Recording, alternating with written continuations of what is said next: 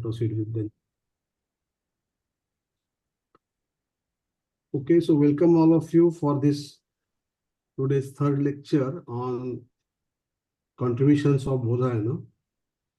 So Bodhayana was, as was discussed, a mathematician and geometer especially, who actually applied geometry to constructions of altars, and for that he wrote Shulva Sutras, Bodhayana Shulva Sutras, in which in the first chapter or adhyaya, you will see principles of geometry, many of which we study at the high school level, but some of these we do not study at that level. So let us just briefly go through what we have done so far. So you will see various things here. That is, Bodhayana was the first geometer, not only from India, but from the whole world.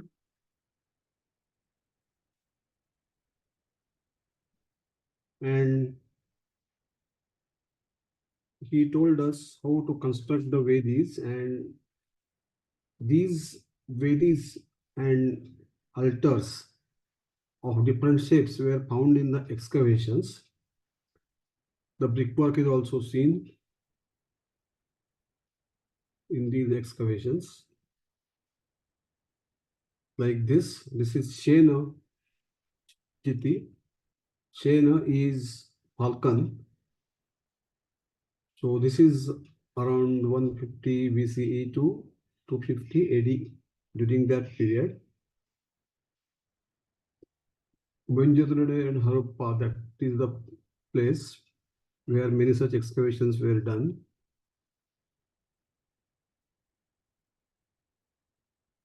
So here we have Pythagoras, Plato, Euclid, Archimedes. These are well-known Greek geometers and mathematicians. But before them, we see Bodhayana, and also Manu. There was a geometer called Manu who also uh, had shown us how the results in geometry are useful for Vedic altars. So basically Manu, and then we have Apastamba and Katyayana. So Apastamba, Katyayana, they were around the time of Archimedes and Euclid. So they have followed Bodhayana mainly. However, they have got some new results also. So this is Bodhayana, who was staying in the Mithila region. And these are the Yajna Kundas. This is square shaped, but there are various shapes. In fact, more than 70 possible shapes were discussed in the Shulva Sutras, and how to construct them is very interesting. We will see that today. So Shatapada Brahmana also does geometry. It is from Shukla Yajurveda. So in 117 Sutras, Bodhayana gives us various principles of geometry, which are very useful. Of course, this geometry, Bodhayana himself did not construct, but this is already known before Bodhayana, and he has accumulated the results. So as was discussed, this is kind of a book on civil engineering. We can say how the principles of geometry are used, as we shall see again today. Various constructions are given in Bodhayana Shulva Sutras.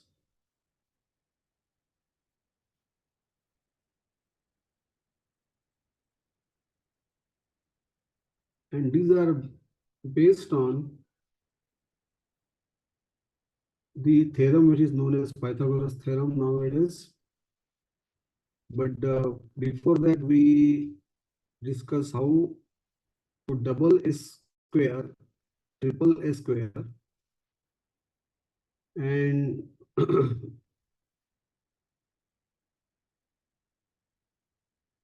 we should also know how to find a square whose area is n times the area of the given square. This is actually Pythagoras theorem statement, which we have discussed. So Pythagoras and Bodhayana are seen. Okay.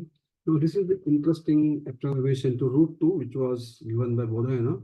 And last time we have discussed how Bodhayana could have arrived at this interesting formula.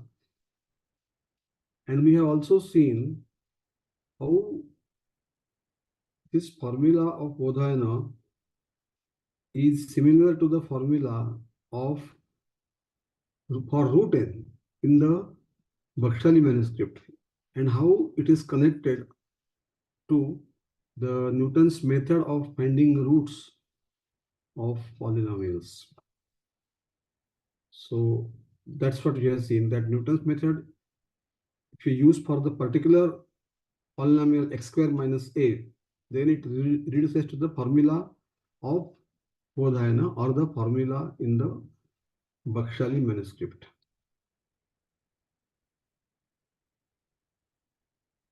So Bakshali manuscript is considered around 3rd century AD. There were some other dates obtained by carbon dating for different folios. This is the page of Bakshali manuscript. And these are the years which we are seeing here. 3rd century, 7th century, 9th century, like that. So this is the formula for root x, which we have discussed, which is in the Bakshali manuscript. And Bodhayana Sulu Sutra also has construction of altars. And there was an interesting requirement that the altars should be of the same area, Kshetrafal should be the same for the 3 kind of altars, circular, square, and semicircular. So some formulae of that type were given by Bodhayana. So radius equal to side upon 2 plus x upon 3, where x is half diagonal minus half side. So that was an interesting formula by Bodhayana.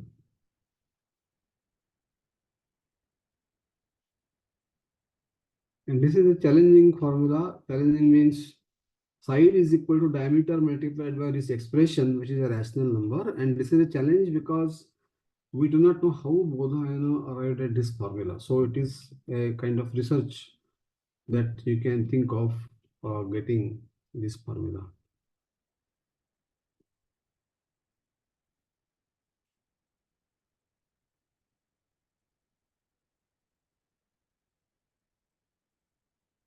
And now, this is just the glimpses of this book by Narada. There was somebody called Narada, may not be the ancient Narada which we see in Puranas.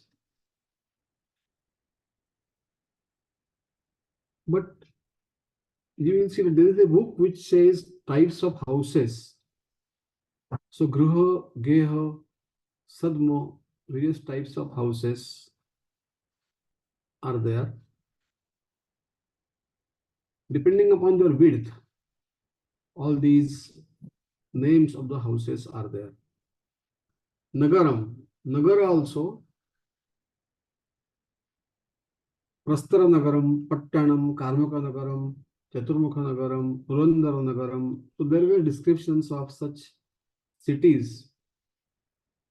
There are castles, Giri Durga, castle on the top of a mountain, castle which is made in some waters of the sea or such places. Yuddha Durga, only made for Yuddha or battle. So different types of towns were described, different types of castles were described, different types of houses were described.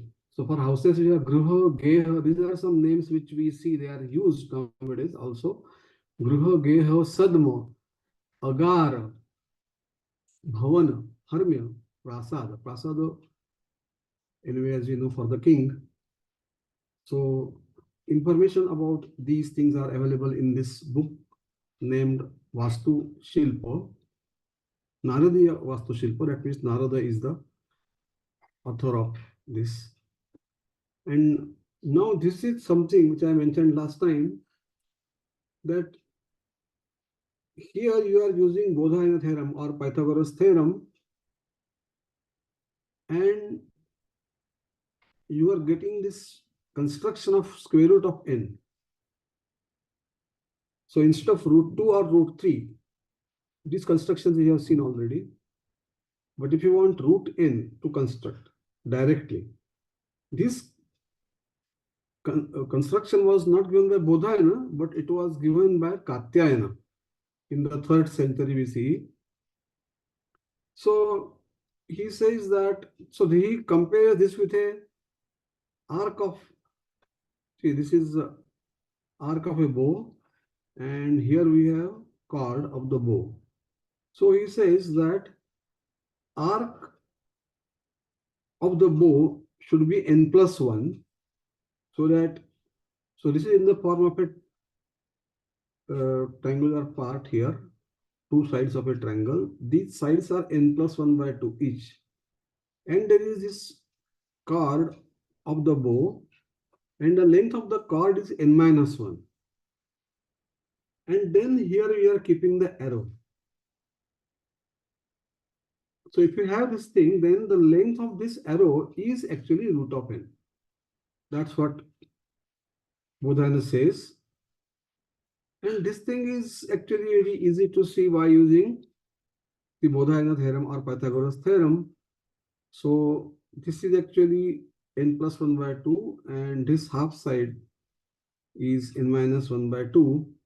So you know that the square of this perpendicular from the vertex to the base is given by square of the hypotenuse minus the square of this other side of this right angle triangle. So it is n plus 1 square, n plus 1 by 2 square minus n minus 1 by 2 square. So you see that the square terms get cancelled and middle term remains, and that gives you actually n. And the square root of that is the length of this arrow or this perpendicular. So this is how, this is a simple construction, but it was, people were interested in such problems, and this solution was given by Katyayana in those days. Okay. Now, if the original square is of side m, then you have to take base as m into n minus 1, then the other sides of the triangle as m into n plus 1 by 2 and m into n plus 1 by 2. So this is an isosceles triangle. And the length of the perpendicular arrow will be m times square root of n. And on this, if you make the area, then this will be m square. Previous area was m square, and now n is the multiple now. So m square times n times the original. So this is how, so this root n etc. is coming now, and Brahmagupta had the calculus of these surds. So how to multiply a plus b root n by c plus d root n, how to divide one by the other. So these are expressions in terms of root n. So these we call as surds, and how to add surds, subtract surds, multiply surds, and divide one surd by the other. So these methods were already given by Brahmagupta, and not only that, he also gave a method of finding square root of a surd if it is in a nice form. So this is in the 6th century, 6th, 7th century, these developments were there. Okay. So now we will see some other geometrical principles or theorems which were there in the Bodhayana Shulva Sutra. So, diagonals of a rhombus bisect at right angles. Diagonals of a rhombus bisect at right angles. So you see here a rhombus and its diagonals, if you draw, you will see that they bisect each other and the angle made by them with each other is of 90 degrees. Area of a square formed by joining the midpoints of a square. So you see that here you have a square and you join the midpoints and you get another square. So this square is formed and its area is half the area of the original square.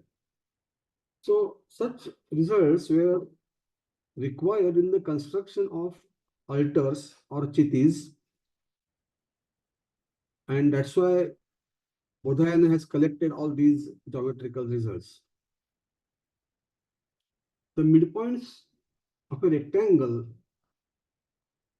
join, they form a rhombus. So here you have a rectangle, and if you join the midpoints, you get a rhombus.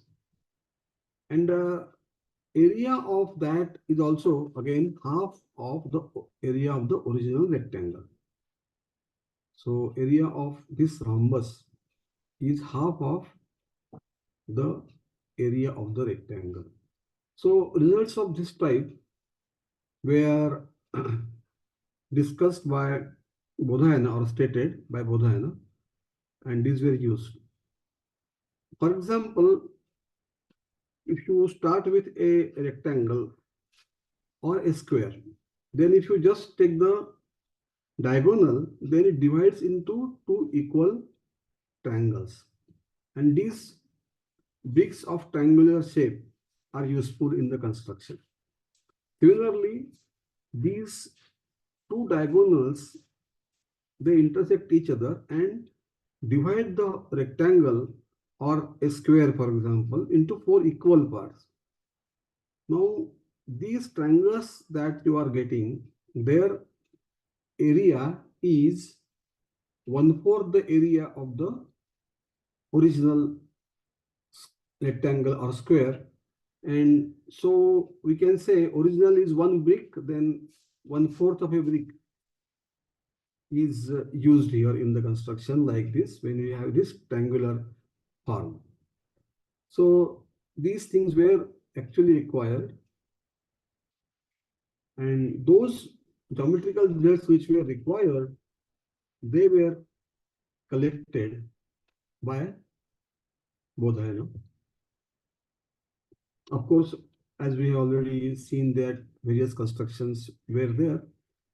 Construction of a of some of two squares of different sizes, construction of a circle whose area is equal to the area of a square, and so on. Such constructions were given. But these principles were useful in construction of Vedis.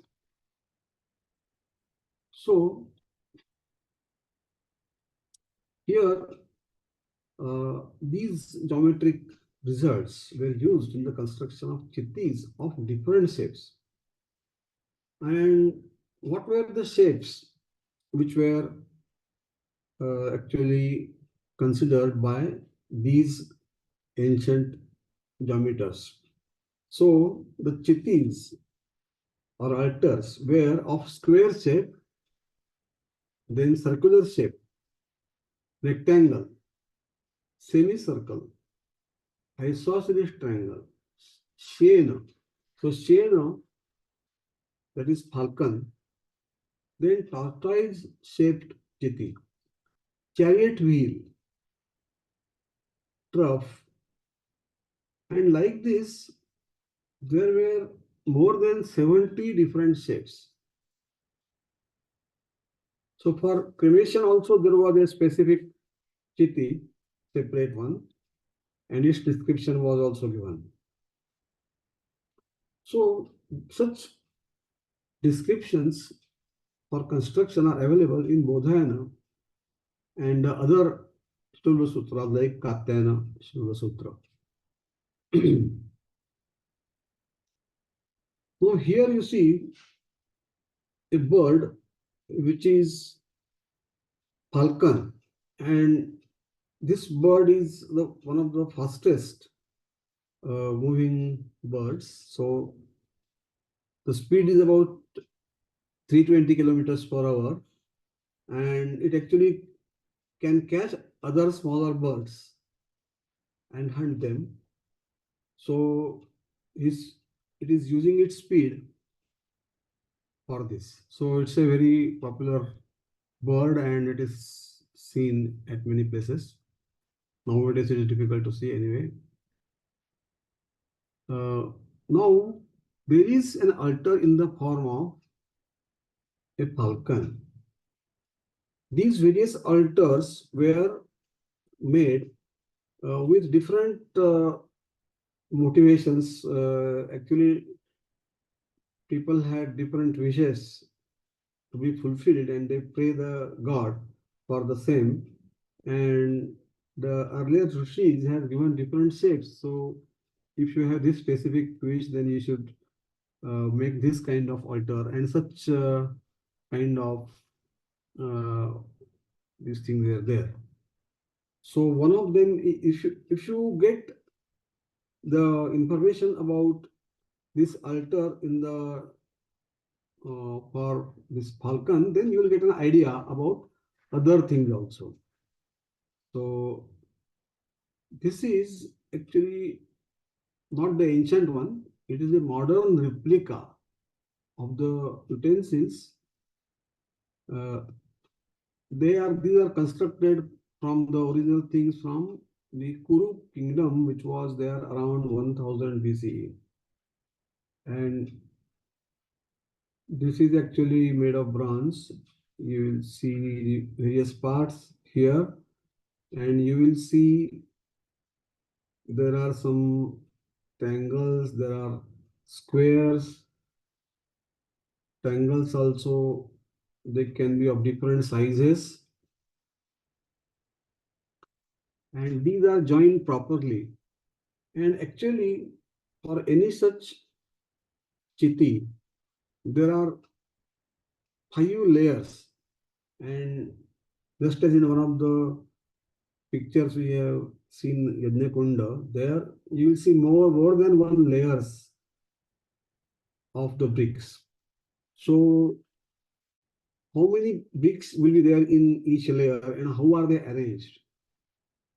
And it is not good to just put the bricks of the same shape, just one above the other. So there should be some interlinking so that the structure will remain sturdy. That was also taken into account when the construction of a specific chiti was proposed. So now here, this is a very interesting method of constructing a square. So square, you must have all the angles, 4 angles of 90 degrees. And you have to construct these angles exactly. And your instrument is only cord. So with the help of a cord, we can draw a circle. That much is possible. Of course, you can take straight lines and so on. But that is the only thing that can be done. So how will you construct a square using only cord? That is the question.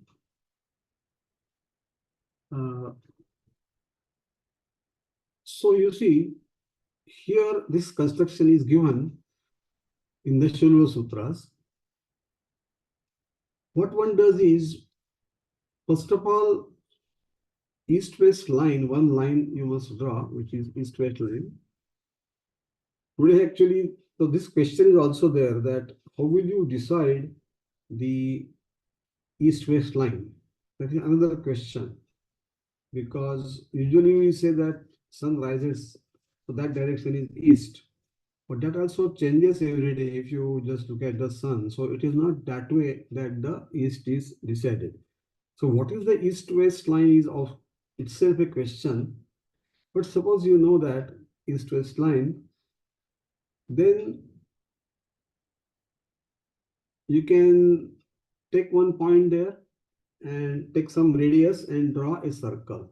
So this large circle we see, which is the below one, below large circle, you can take that. Now that circle will intersect this east-west line. So east-west line is considered vertical. Nowadays, east-west is horizontal, but it was not taken like that in those days. So east-west line is vertical, and this is some center for that big circle, which we see here. Now that circle cuts this vertical line or east-west line in one point. So you take that point as center and radius equal to the line joining this point and the original center for the first circle. So this is the second circle of the same radius that we can draw. Now these two circles intersect, and that's how you are getting a line which is perpendicular to the original line. So this is the line which is south and north. So south and north you see here, that is decided now. Once you decide east west, then using this construction you also decide south direction and north direction. So these 2 points are there with you. Now you get the point of intersection of these two lines. So that point of intersection you can take as center, and then draw a smaller circle whose radius is obtained as the line joining this point of intersection and one of the centers, any one of this upper center, let us say. Now that circle is passing through the previous two centers of the two big circles. Okay. So you get now this circle. Once you get this, you can also draw 4 more circles.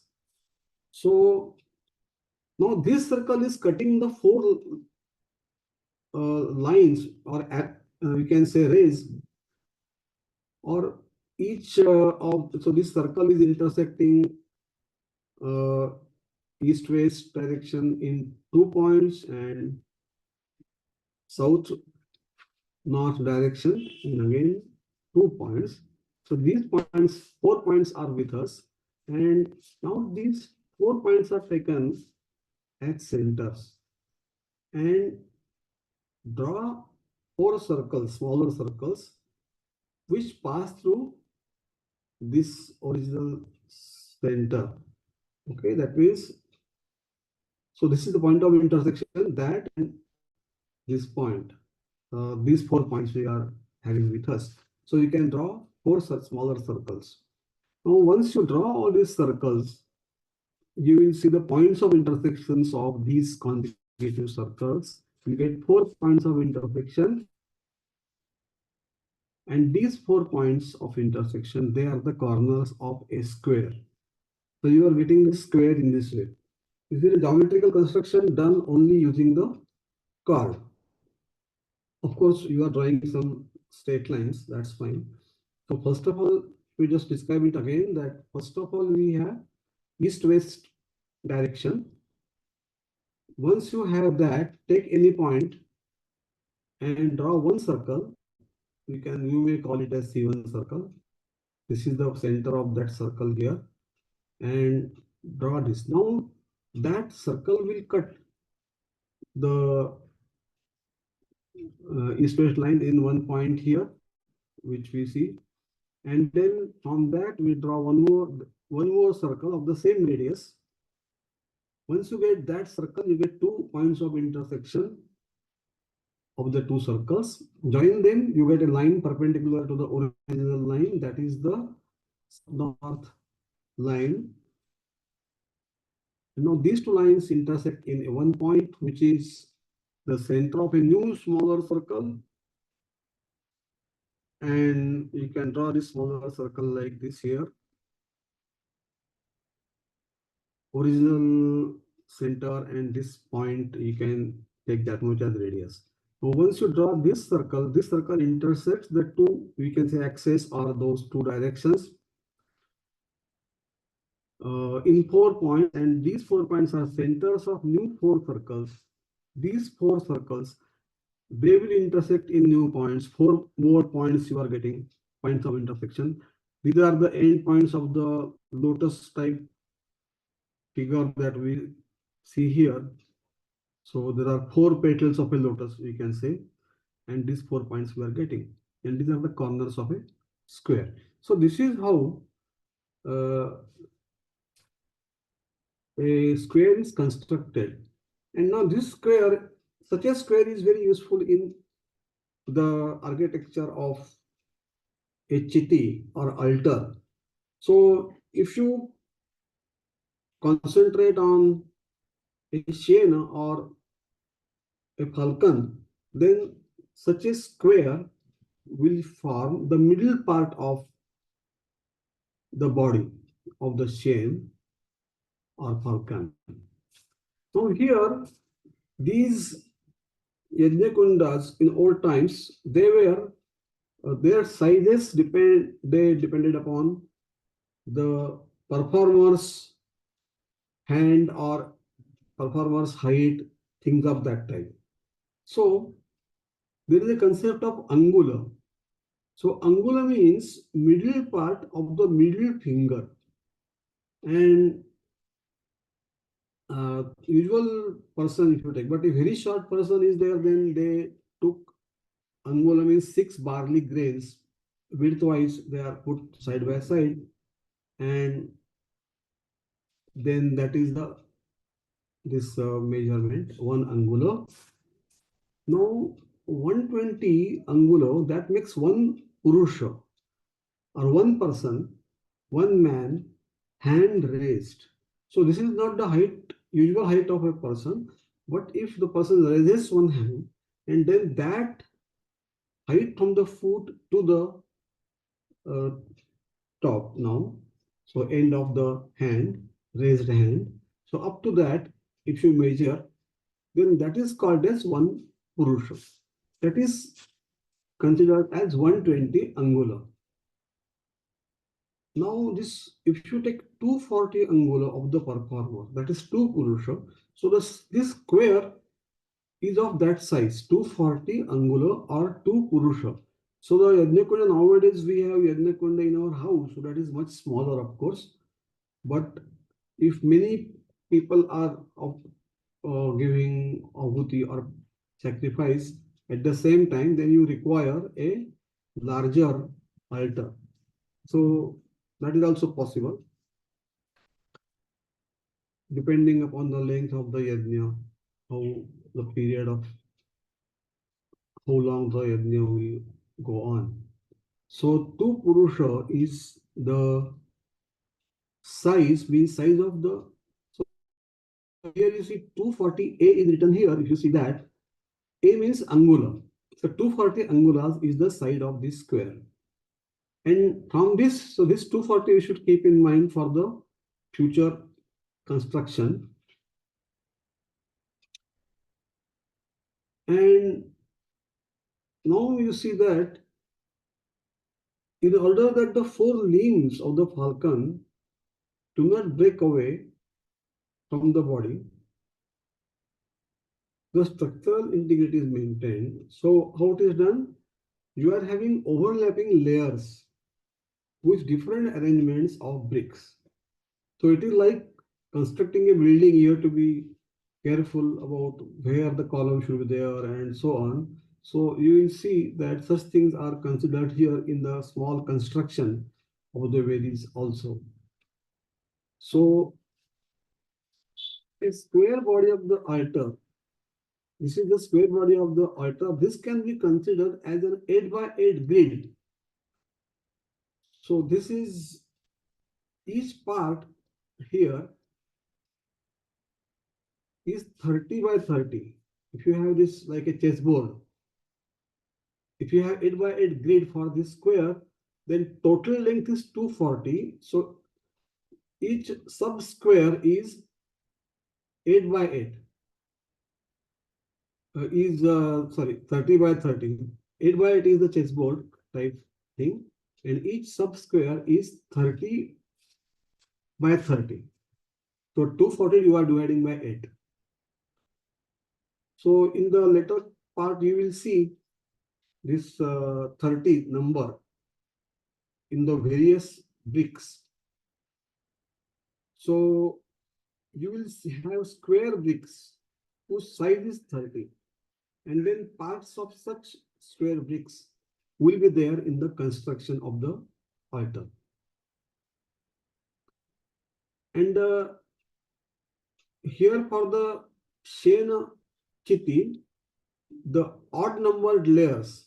So there are 5 layers in all, and odd numbered, that means first layer, third layer, and fifth layer. They will be of the same type, and the layers second and fourth, there the arrangement will be similar. And these layers are one above the other, and the chiti is constructed that way. And the shape that you have in mind is obtained. So here you see a rough arrangement that main square is there, and this is the body of the falcon, and on the left side and right side you see the wings, and then here you see the head at the top, and below you see the tail. So that is the basic arrangement. Ultimately you have to get some figure of this type. So you see that there are some triangles seen. There are other things like pentagon or trapezium. Such things are there. So these are obtained from square bricks of size 30 angular by 30 angular.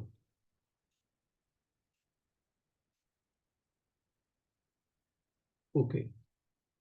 So on the left side, you see the odd numbered layers, that is first, third, and fifth.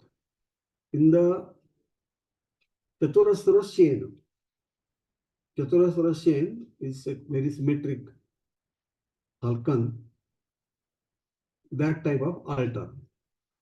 3 different bricks in the following quantities and sizes, where A means angular. So, as I mentioned to you, this 30 angular by 30 angular, that is a square, and 110 bricks are there.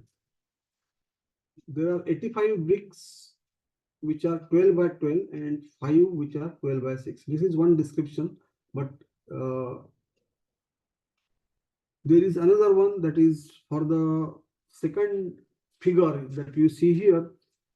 You will again have total 200 bricks, and there you have 110 squares 30 by 30, 75 which are 12 by 12, and 10 which are 12 by 6, and then 18 by 12. So this is the description given by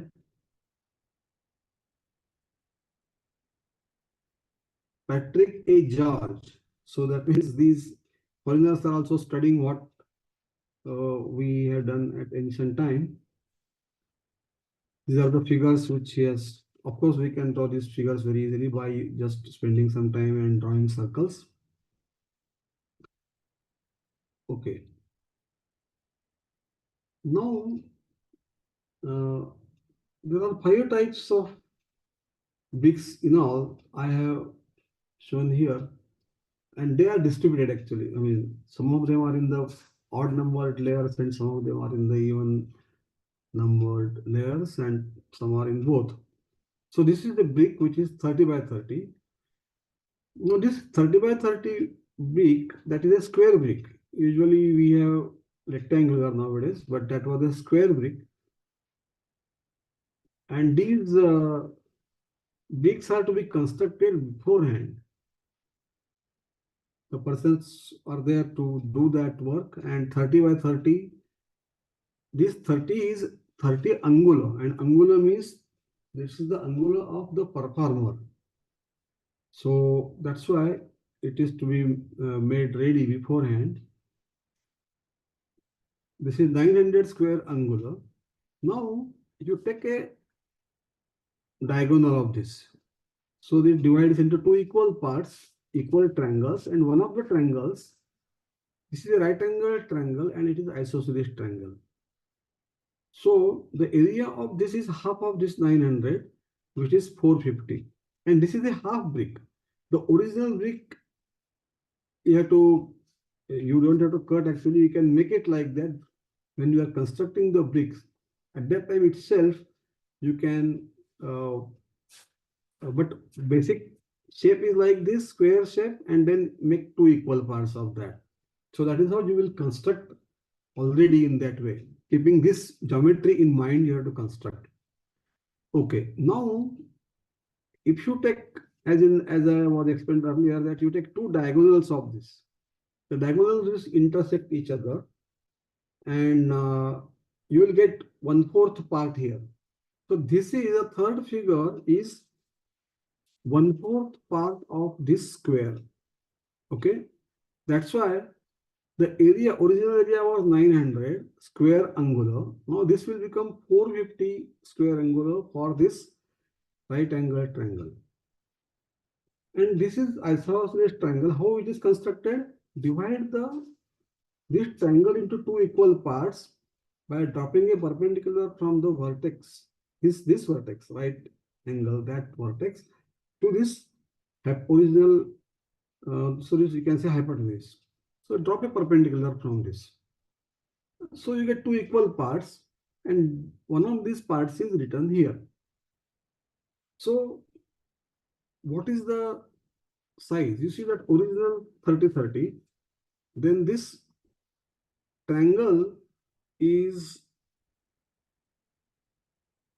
this triangle is, one side is 30, another side is 30, and the hypotenuse of the triangle is 30 root 2, as we know. Okay, right angle triangle, so the hypotenuse is 30 root 2. Now you are dividing it into two parts. So what is the side of this equilateral triangle? These two sides are 15 root 2, 15 root 2. Okay, here it is written 15 root 2. And this largest side is 30. So base is 30 and these two sides are, and area is 225, because this is half of the original 450. So it is 225. Now there is the pentagon also which is required. So what you do, this isosceles triangle you can take as it is, and below that you have a rectangle. What is this rectangle? So this rectangle is actually 1/4 of the original square. So in this, for example, if you take this original rectangle or square and put it into, so just fold it and get two equal parts, again fold it, so you get 1/4 of the original square, and that 1/4 of the original square is this rectangle that we have here. This rectangle plus this earlier isosceles triangle. So what is the total area? You see that this upper part rectangle is 1/4, quarter a bit. And this rectangle that we have constructed is from the original square, it is 1/4 of that. So total area becomes half of the original square. So it is half brick. So, so far we have one brick, half brick, quarter brick, again half brick. Now what you do is you just drop a perpendicular from the top to this base, divided the whole figure into two equal parts. Each part is a trapezium.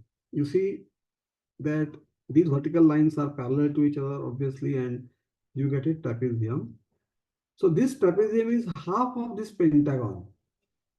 Therefore, what is its area? Its area becomes 225. It is quarter brick required for this thing.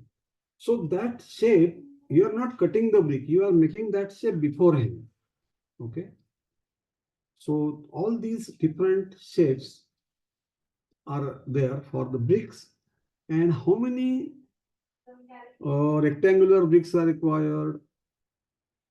These rectangles are there. How many such triangles are required? How many right angled triangles, isosceles triangles are required? Then squares, how many? Trapeziums, how many? And so on. So all that information is already you must have beforehand. So you see now here a table which tells you the layers 1, 3, 5 and 2, 4, that is even, and you get this Shena Chiti. For that, you see here odd layer. For that head, it has only one square.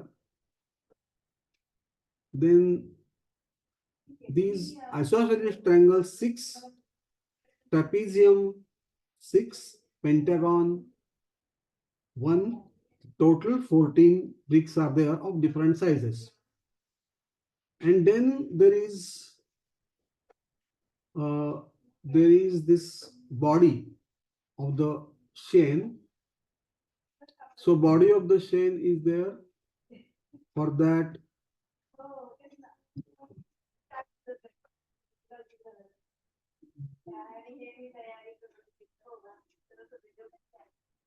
yeah, again the number of bricks is given.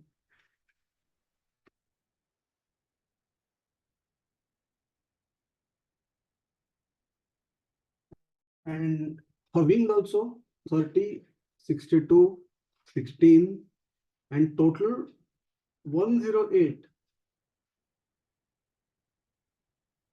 So many bricks are actually required. So you see here that the number of isosceles triangles and right angle isosceles triangles, that is more in this case. For the head, that means they were not required, but there was a pentagon required there. So that is special thing for the head. And here you require right angle triangles more in number. For wings, these right angle triangles are 62 in number, very large number. Total 108 bricks are required for the two wings. And for the tail, total 32 bricks are required. And you see that the total number of bricks for one layer is 200. For one layer, it is 200. Now, if you look at the other set of layers, that is second layer and fourth layer, there also the arrangement is different now. The arrangement is different, but total number of bricks is 200. So these 200 bricks of different shapes are arranged in different ways for the head, body, two wings and tail. But total is 200. So you see that there are 5 layers, that means 1000 bricks are required, and one has to make these ready beforehand. And how to arrange them, one has to do some practice for that also, so that at the 11th layer there is no difficulty.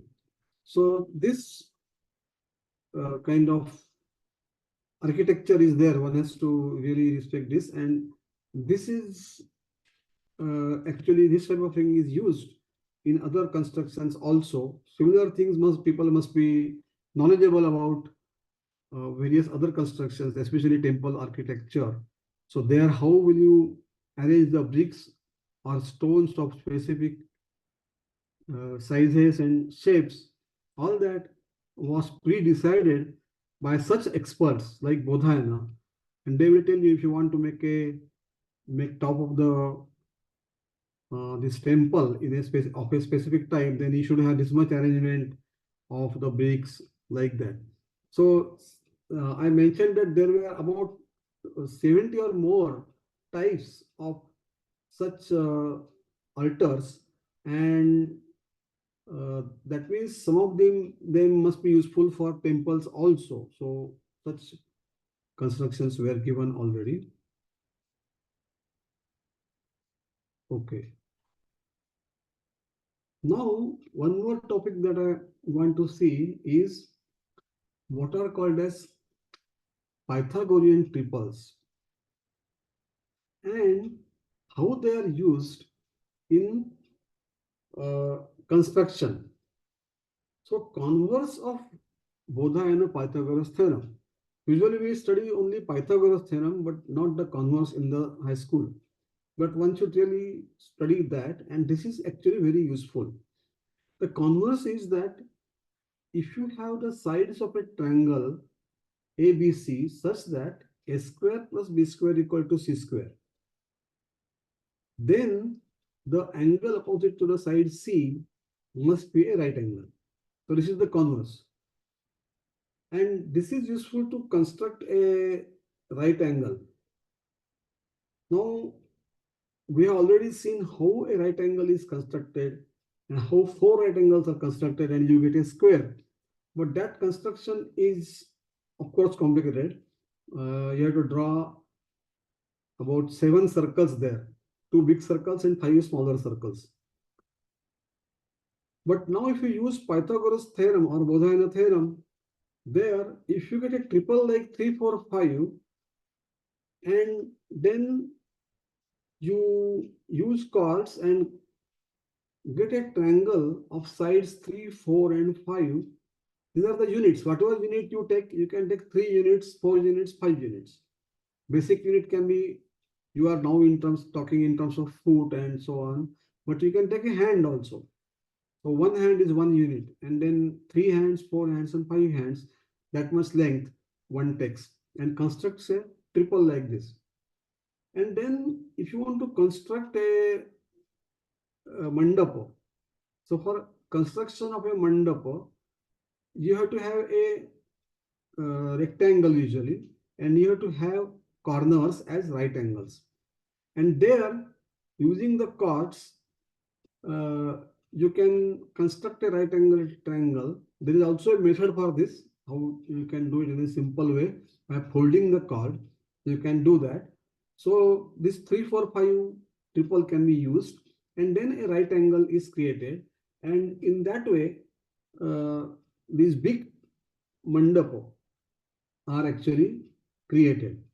So instead of 3, 4, 5, you can use other triples like 5, 12, 13. So 5 square plus 12 square, that is 13 square. 25 plus 144 is 169. And Bodhayana actually gave many such triples. He had some verses. So after he states this theorem, that kind of theorem which tells you the Pythagoras result. After that, he lists such triples so that these triples can be used in the construction of right angles. And getting a right angle is very important, as we know. Otherwise, later on, you will see that there is difficulty, because when you have very big mandapa, the accuracy is very important for the right angle. So Bodhayana gave some triples, and Katyayana gave a formula also to get general or plenty of triples, or it is actually general formula, Katyayana's formula, and Euclid also has a slightly better version of this formula. So Katyayana and Euclid, they were sort of contemporary. Okay, so Bodhayana Shilva Sutra has triples like this, 3, 4, 5, 5, 12, 13, 12, 16, 20. Now this 12, 16, 20, you see, if you multiply this 3, 4, 5 by 4, then you can get another triple.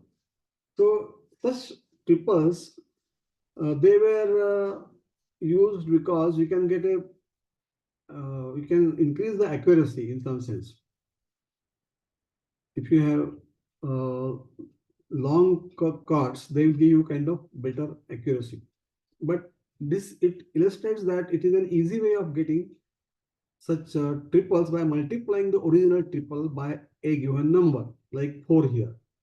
So if I have 5, 12, 13 multiplied by 4, then you get 20, 48, and 52, like that. So you can get larger triples also. However, without common factor also, these are called basic triples. So 8, 15, 17. Again, this 15, 20, 25 is obtained by multiplication by 5 to the original triple. That also is given by Bodhayana. And 12, 35, 37. This is a new triple really. 15, 36, 39. So to say in short, Bodhayana has given the first two numbers only. So he gives 3, 4. And you are supposed to construct this 5 by this formula. He gives 5 and 12. You should construct 13. So basic numbers he is giving you 12, 16, 8, 15, like that. Now some of the squares of the two numbers is the square of the third. So we can find the third one. That can be done by trial. Such triples were called Pythagorean triples, but we can call them as Bodhayana triples also because Bodhayana gave them beforehand. And these triples were used to construct right angles in architecture, constructing mandap, etc. And I have the experience that actually nowadays also for constructing the mandap, these Pythagorean triples are used. So the converse of the Pythagoras theorem, although it is not taught in the high school, it's very important and it is actually used. And it was used for a long time. From the times of Bodhayana, this method is actually used. Okay. So how to get more triples of this type? More Bodhayana triples or Pythagorean triples. How they are obtained. So trial, of course, is possible, but if you want many at a time, then you have to use some formula. And Katyayana usually actually gives this formula. So if n is a number and k is bigger than 1, they are positive integers, then you can take a equal to n into k square minus 1, b into 2nk, and c equal to n into k square plus 1. So these are the triples A, B, C. They are Pythagorean or Bodhayana triples. And you will easily see that a square plus b square equal to c square. They are the sides of a right angle triangle. And interestingly, if you take n equal to 1, so basically we have k square minus 1, then 2k and k square plus 1. And then you multiply by n. So as was done by Bodhayana also, multiplying by n you get more. But if you take n equal to 1 also, you get plenty of triples. For example, k equal to 2, you get 3, 4, 5. K equal to 3, you will get 8, 6, 10. K equal to 4, 15, 8, 17, like that. So this way you get infinitely many triples. And what was the formula of Euclid? So Euclid gave it in a different way. Euclid said you take a equal to m square minus n square, then b equal to 2mn, and c equal to n square plus n square. And of course, further you can multiply by k, or further you have to multiply by k because it cannot be incorporated in this. So unless it is a square, if it is a square, then you can incorporate here. So this is the Euclid's method of getting various Pythagorean triples.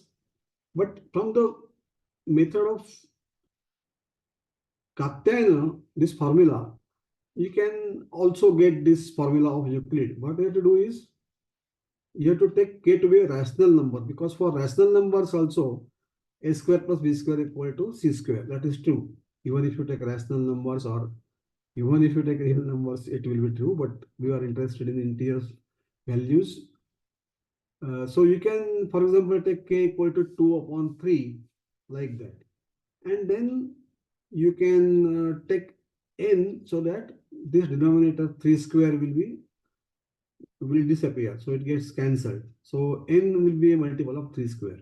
So in that case, you will get a formula like the formula of Euclid. So these are the different ways of getting these triples. Katyayana's method. Of course, they didn't want really infinitely many. They wanted some nice triples ABC so that they can use the converse and they can construct right angles. That was the aim. But this is a mathematician is always interested in generalization. So these are the formulae of Euclid. Okay. So now this is, I mentioned that there is east-west direction and then southwest, south-north direction. So how do you decide the east direction, or how our ancestors get the east direction? Usually we say that when you want to do any puja, you are supposed to face the east, and we should know this east direction. And for yajnas also, you should performer should face the east. So how this east is decided? And there are questions based which were answered in these Sula Sutras. Because, for example, suppose there is a yajna which will go for 10 days.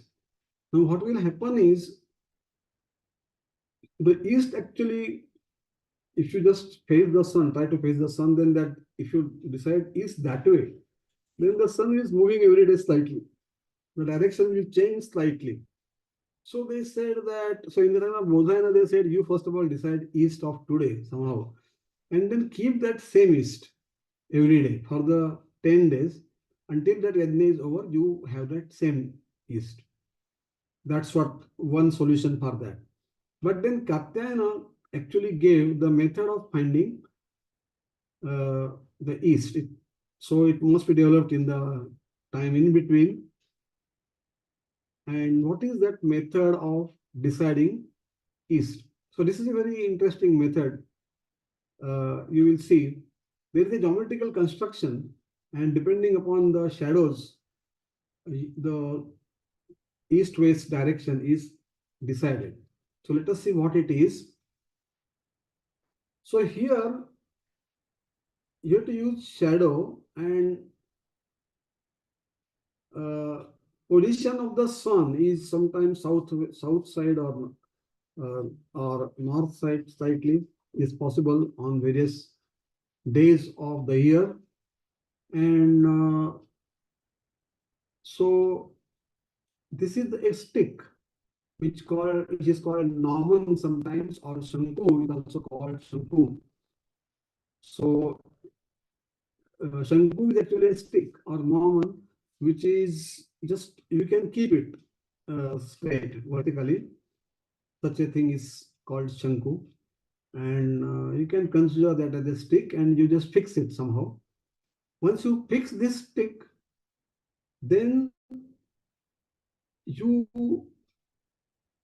have the sun rising in the east direction somewhere. So what you do is, first of all, initially, there will be a very long shadow of the stick when the sun is rising in the east. There is a big shadow at the beginning. And slowly, when the sun rises up in the sky, near the noon time, the shadow of the stick is very close to the stick. And on certain days, as we know, that is on 21st March or 23rd September or around that time, the sun will be exactly on the top of this stick and then the shadow will be 0. But on other day, shadow may not be 0. It will maybe something, but at noon time, it will be the minimum. Shadow will be the minimum. So what happens is, as sun rises in the sky, initially shadow is very long and becomes smaller and smaller. And we are drawing a circle here. Around the stick, we are drawing a circle of some good radius. We can take, for example, radius equal to the height of the stick, or we can take slightly larger also. Now this circle is drawn, and initially the shadow is going outside this circle, and the tip of the shadow is slowly coming in the direction of the stick, slowly. And when the sun rises, there is a time when the shadow comes at the circumference of the circle. So the tip is here at the circumference. Now that point you mark. It is not possible to take any time this thing. You must take the point when the shadow becomes smaller and smaller, and ultimately it meets the circumference. Tip of the shadow meets the circumference of the circle, and after that it goes inside the circle and goes close to the that stick or shanku. That happens. Now, then the sun comes from east to the west side. Again, you do the same experiment. Now, again, that shadow is close to, at noon, it is close to the stick shadow. Then it becomes larger and larger, and there is a time when it goes to the circumference of the. So this shadow is on the other side. Actually, sun is from this side, so this shadow is on the other side. So it is outside actually, and then it becomes close and close to the circle, and it crosses that circle. At that time, you mark that point. So you get 2 points on the circumference of the circle. After that, the shadow goes. So shadow starts from the stick and goes outside. Then at the time of setting, it is a very large shadow of the stick. So initially, shadow is long. It becomes smaller, and so this is the direction, and here this is the stick, and the shadow is very long. It becomes smaller and smaller. It crosses that circle here, goes inside. Then at that almost the time of setting or some other time, you have to keep watch that initially shadow is smaller and it becomes larger and larger, and it meets the circumference. That point you mark, and then the shadow goes outside the circle. So these 2 points will join, and that is the direction of the east. So now this is a very interesting method of finding the direction of the east geometrically. This is the original sutra of Katyayana. This is not there in the Bodhayana Sutra. Same Shankum Nikhaya. Sama is ground level, which is perfectly, you can say, smooth and unequal. Not so it is equal, not unequal. Up and downs are not there. So Same Shankum Nikhaya. Shanku, you keep that Shanku there, fix it. Shanku Samvitaya Rajwa. So you take a Rajju or card, you can draw a circle using that Rajju. Mandalam is circle. Parilikhya, that circle you draw. Yatra lekhayoho Shankuagra Chaya. Shanku Agra, top, that is the tip of the Shanku, and its Chaya is shadow. So that shadow where it is there. So you must mark 2 points like this. Tatra Shanku Nihanti Saprachi. So from these 2 points, so it is written in short. So these 2 points will give rise to the direction of the east and west. And of course, once you know east and west, you can draw a line which is perpendicular to this by using compass. Compass means you have to use a card. Take any point and mark 2 points on exactly opposite directions, and then there is a usual way of finding out perpendicular bisector. So that way you can find out the south and north, now south north direction, which is perpendicular to this. So that is possible later on. So this is the method of constructing this line, which is east-west line.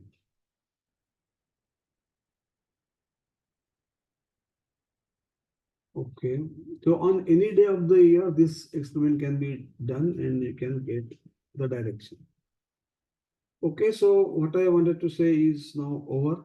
I can just give you some idea of how addition of squares can be done, or subtraction of squares can be done. You can also think of this problem. These constructions were there in the Bodhayana Shulva Sutra.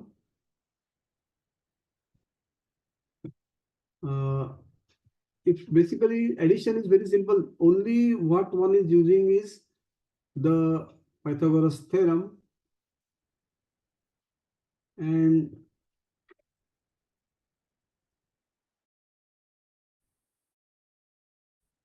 if you have one square with you and a smaller square,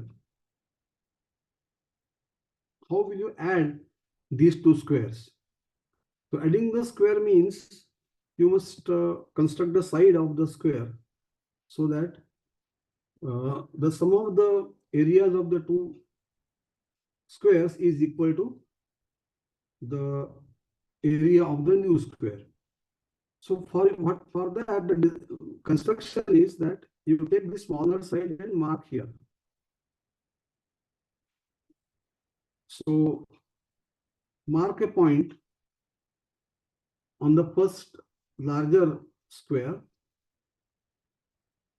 and then so this point is such that this length here, yes, that length is equal to the length of the side of the smaller square. Now you join this point and this vertex of the square. So once you join, you get,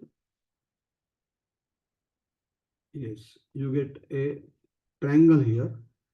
And now you see that we have a right angle triangle and you have a square, a, b, and c. C is the diagonal. C square will be equal to a square plus b square. That means on that new line that we have obtained here, on that if you draw a square, then the area of that square will be equal to sum of the areas of these two squares. So this is the construction which is given by Bodhayana in his Shulva Sutras. So this kind of area questions were considered in those times. How to convert a square into a rectangle or rectangle into a square. These constructions were considered. How to convert a so equal area you want. So square into a right angle triangle, which is isosceles, and so on. But the main thing which was used in these constructions was Pythagoras theorem, which was also used by Katyayana in his construction of a square whose area is n times the area of the original square. So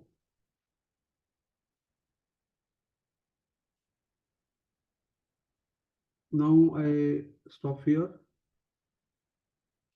and if you have any more comments to make, you are most welcome. I will stop sharing now.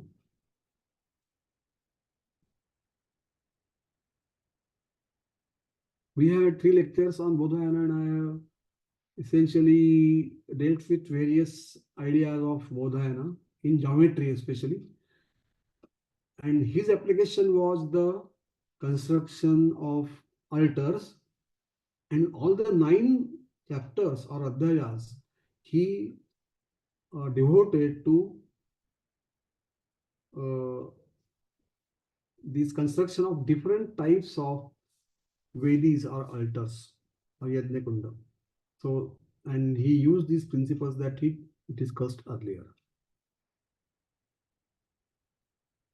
Okay, so uh, you